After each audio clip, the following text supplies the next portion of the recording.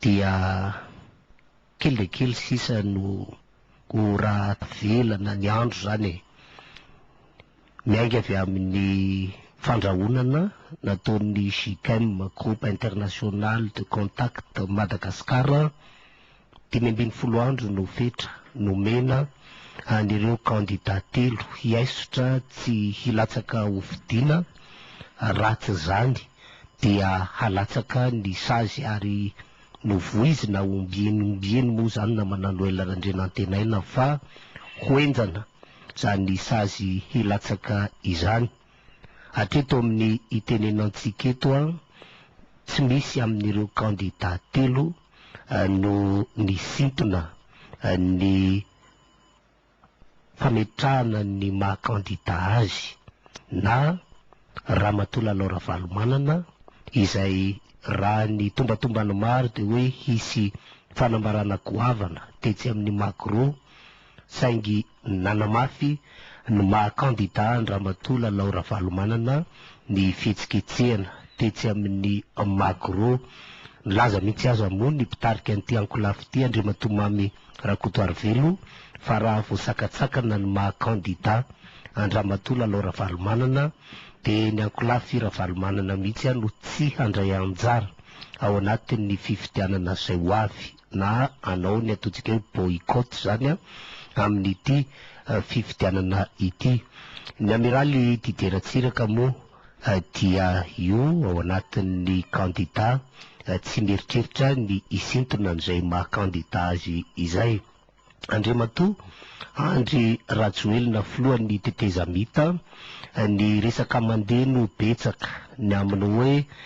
nanana eritreritra ihany ny tenany anatanteraka ilay diditsy volana ahafahana misintona ny maha-candidat na koa eo amin'ny hoe fafana misintona an'izany candidature izany, saingy tsy izay no mitranga tahaka ny mbola mipetraka ny maha-candidat azy ao anatin'ireto 170 ireto. Ankoatran'izay moa dia misy ny resaka ny aminy hoe tokony hisy ihany ireo candidat fa fanampiny tsy mahafeno ny fipetra hiala ao anatin'io 170 io. Ankoatran'izay no Randrenantenaina dia manahirakirana ny fipetraky ny toetra ra satria manao ping-pong ny CNT, ny HCC, ny gouvernementa eo amin'ny hoe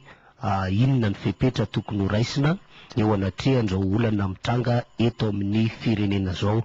De raha tsorina zany dia ao anatina statu quo tanteraka ny rara eto Madagasikara, zany hoe tsy hitanao mandroso, tsy hitanao hoe mankaiza. I Afrika Ray Manontolo Noël Randrenantenaina dia ao anatina korontana amin'izao fotoana zao.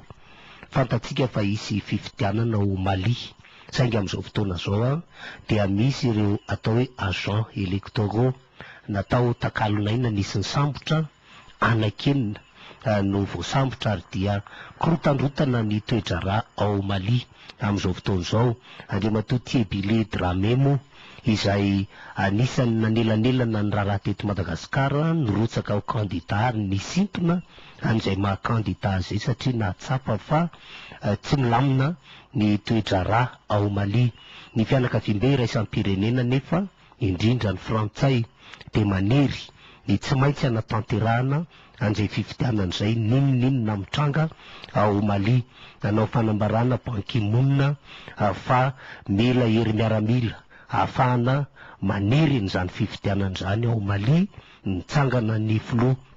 frantsay François Hollande ary vonina ny hoe omena ny hélicoptère, efa vonina ny zay moa ny tony hoe force militaire de sous-région, zany hoe efa misy miaramila fiandry aty amin'ny zavatra manahirana ty Afrika aty, azo omena anaovana amboletra ny fanatanterahana an'izany fifidianan'izany, kanefa ny ao atoerana aza dia efa mahatsapa fa tsy tokony ho tanterahana aloha izany fifidianana izany. Korontana ny toedrara ao Zimbabwe satria raha mijery isika dia hisy ndraiky io ny fifidianana amin'ity farany volana ity, fa ny zava-misy indray no Randrenantenaina dia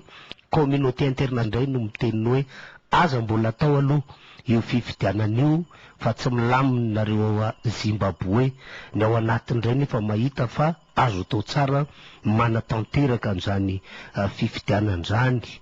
Velona indray ny gidragidra ao a Soudan, ny raha Darfour efa misy ny maty amin'izao fotoan'izao. Mbola tsy milamina RDC, mbola tsy milamina ny toedrarà ao a Côte d'Ivoire satria vao farany teo dia malaza ho manao karazana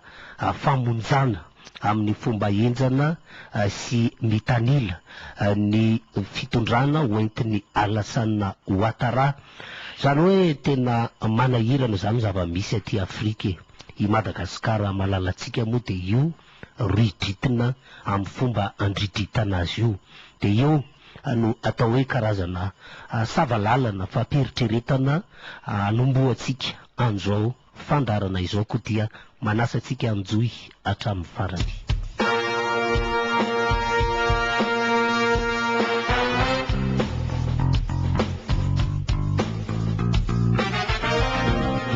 Andriamatoa Raintsaonary, tonga indray ny fotoana hifampizarana entitsika ho an'ny mpiaino, ho entitsika ho an'ireo izay tsara sitrapo, ho entitsika ho an'ireo izay olona miaina ao anatin'ny aya, ao anatin'ny tahotra, ao anatin'ny tsy fahalalana, dia miezaka mitondra an'izay anjara-biriky azo hoentina isika koa dia mirabanao ampitiavana sy ampanajana Andriamatoa Raintsaonary vonona hitondra an'izany andraikitra lehibe sady mankatiry izany. Miraba tompoko. Miaraba anao namana Ismaël, miaraba koa ny namana Noël Randrianantenena, miaraba ny olona rehetra mihaino izao fandarana izao, misaotra n'Andriamanitra isika fa mbola nomeny tombonandro. Dia atombokontsika amin'ny alalan'ity hira anankiray ity ny fotoana ary manasa antsika rehetra iray fo, iray saina, iray fanahy aminay angataka ny alehiben'ny fahasoavan'Andriamanitra mba hirotsaka amintsika tsirairay avy ary hirotsaka amin'ity tanitsika ity izay rotodrotiky ny asan'ny maizina, asan'ny devoly, ka mila ady ampanahy lalina izany.